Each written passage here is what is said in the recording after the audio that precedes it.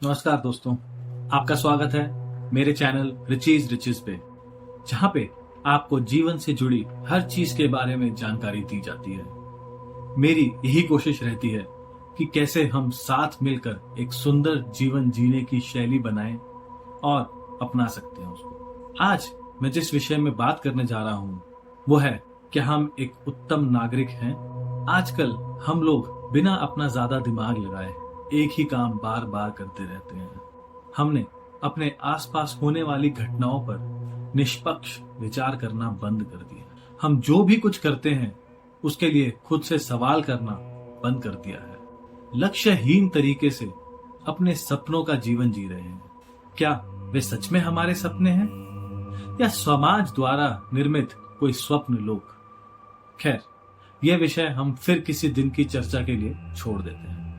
आज के विषय पर वापस आते हुए मैं आपसे एक सवाल पूछना चाहता हूं कि आखिर हम ऐसे क्यों हो गए हैं? क्या ये झुंड की मानसिकता है या केवल हमारी पशु प्रवृत्ति है? आप अपने विचार कमेंट बॉक्स में डाल के मुझे जरूर बताइए। अगर हम अतीत में जाके देखते हैं तो मनुष्य को शुरुआत में केवल 3 चीजों की चिंता करनी पड़ती थी।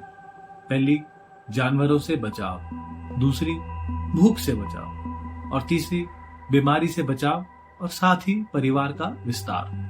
पहले हमारी सारी गतिविधियां इन 3 सरल आवश्यकताओं पर आधारित थी, और शायद एक अच्छा और जिम्मेदार इंसान वही होता था जो इन 3 चीजों को भली भांति संपूर्ण कर लेता था। जो जंगली जानवरों से लड़ सकता था, अर्थात बलवान था। जो या तो पेड़ों से या नदी या समुद्र से भोजन ला सकता था, यानी साधन संपन्न था। जो आसानी से बीमार नहीं पड़ता था और साथ ही तंदुरुस्त बच्चों को जन्म देने में सक्षम होता था, यानी कि स्वस्थ होता था। हालांकि अब भारी कारणों द्वारा इन सभी का ध्यान रख लिया गया है। अब हम जंगल में नहीं रहते हैं, बल्कि हमारे पास सभी सुरक्षा सुविधाओं वाले अच्छे घर हैं। एक औसत व्यक्ति को खाना मिलेगा कि नहीं, इसके लिए चिंता करने की जरूरत नहीं है। ये प्रचुर मात्रा में मौजूद है। चिकित्सा यानी मेडिसिन की प्रगति ने दीर्घायु और बीमारियों तथा बाल मृत्यु दर से लगभग मुक्ति के रास्ते पर लाकर हमें खड़ा कर दिया है। तो आज के समाज में हम एक अच्छे और जिम्मेदार इंसान को कैसे परिभाषित कर सकते हैं? विकास के साथ हम एक जागरूक जाति बन गए हैं, और इस जागरूकता के साथ एक बेहतर इंसान बनने के गुणों में भारी बदलाव आया है। आज के समाज में इसमें करुणा, सहानुभूति और हमारे आसपास की दुनिया में सकारात्मक योगदान का संयोजन शामिल हो गया है। आइए कुछ तरीकों पर चर्चा करें जिनके माध्यम से हम इसे हासिल कर सकते हैं, या यह आकलन कर सकते हैं कि हमारे आसपास कोई व्यक्ति अच्छे लोगों में से एक है या नहीं। पहला, सहानुभूतिशील बने। दूसरों के अनुभवों और भावनाओं को समझकर और उनसे संबंधित होकर सहानुभूति विकसित करना सीखना होगा। हमें सक्रिय रूप से बिना आलोचना के सुनने और चीजों को उनकी जगह पर रखकर देखने की जरूरत है। दूसरा, दयालु बने। दयालुता के छोटे छोटे कार्य किसी के दिन में बड़ा बदलाव ला सकते हैं। ये जो कार्य हम करेंगे सिर्फ इंसानों तक ही सीमित नहीं है, बल्कि जानवरों के साथ भी ऐसा ही बर्ताव करना होगा। आपको तभी अधिक खुशी मिलेगी जब आपके दयालुता के ये कार्य आसपास के लोगों को खुश करेंगे। तीसरा, सम्मानजनक बने। अपनी राय, भावनाओं या पृष्ठभूमि में मतभेदों की परवाह किए बिना सभी के साथ सम्मान से व्यवहार करें। दूसरों की राय और पसंद का सम्मान करें। आगे आता है, कृतज्ञता का अभ्यास करें। आपके जीवन में मौजूद चीजों या लोगों के लिए हर दिन आभारी होने से आपका ध्यान सकारात्मक और प्रशंसा की ओर स्थानांतरित करने में मदद मिलेगी। ईमानदारी से कार्य करें। ईमानदार और भरोसेमंद बने। अपने जीवन में सभी पहलुओं में ईमानदारी से कार्य करें।